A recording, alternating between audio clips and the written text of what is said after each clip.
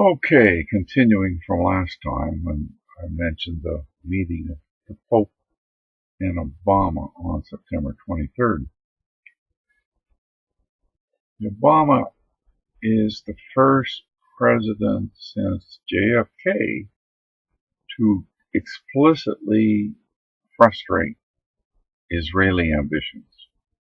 He's basically denied Israel the right to shut down Iranian nuclear development and essentially overridden their desire to have the U.S. military attack Iran in order to destroy their ability to develop nuclear weapons.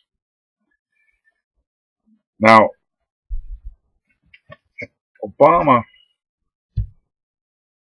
is very interesting because he's the first major break with Israeli control over U.S. foreign policy. How did that happen? Well, in a way, the most obvious things are his Muslim background. I mean, that was clear from the very first time he was elected. I mean, he was educated in a madrasa in Indonesia. His mom was quite favorable to that. I mean, one of the things you can find on the internet is his enrollment in this madrasa, just another name for an Islamic school. And it was also a very peculiar little sect, and I don't recall the name. Anyway, what can you expect from a president that has a deep Islamic background? He's not going to want to bomb, invade, destroy another Muslim nation. Of course, he did that in Libya very happily and supported the attack on Syria, and maybe not so happily, but nevertheless did. But let's skip over that for the moment. Now, why is Obama doing this? He was given the biggest psyop in recent American history, which was the attack on the World Trade Center, which was blamed on Muslims, basically from Saudi Arabia. That psyop, everybody that follows this very carefully says, was not done by Osama bin Laden, but basically was planned with the help of Cheney and Rumsfeld, and the purpose was to legitimize so far, 14 years of war in the Middle East? Anyway, this war has been tremendously profitable for the normal military-industrial complex and terribly distressing for Iraqis, now suffering terrible genetic damage from the nuclear weapons used in Fallujah. I mean, I don't want to go on too far with this, but this PSYOP, the reason I'm mentioning it, sets the standard for PSYOPs that the Vatican might consider. I mean, they've got the opportunity for the biggest PSYOP in world history to justify what the Pope is going to do on September 23rd. Is it going to be another false flag attack? Is it going to be the appearance of extraterrestrials? Boy, I mean, all those things are up in the air right now. So, we have to have a couple footnotes on who the Pope Francis is. He's the first Jesuit Pope.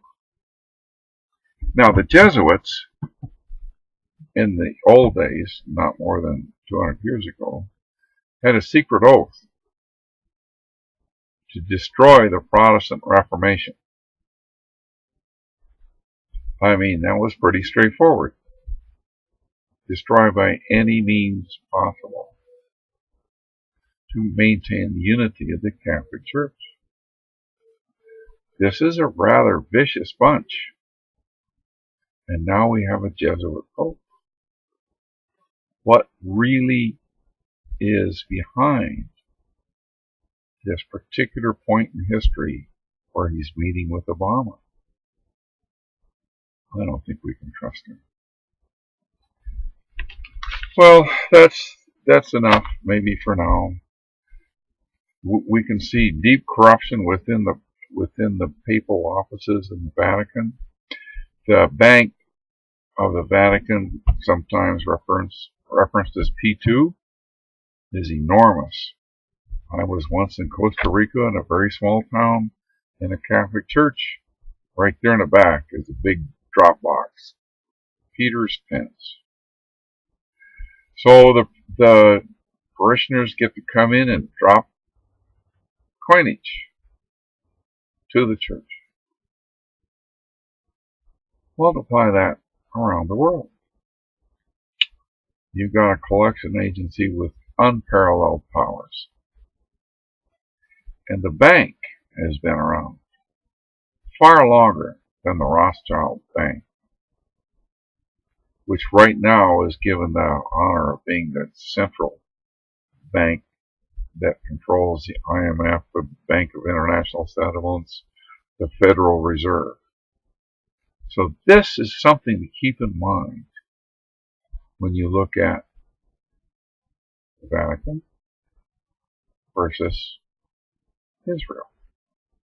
Because Israel was founded by the Rothschilds.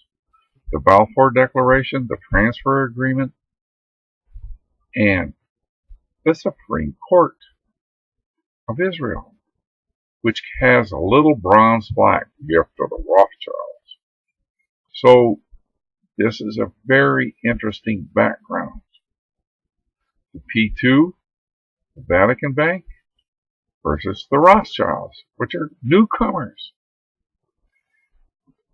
I'm not going to be able to figure that out for everybody, or even for myself. But I can see this conflict. I hope it doesn't get a nuclear resolution, because that's what they're playing with. And Iran is playing a part. Well, that's it for now.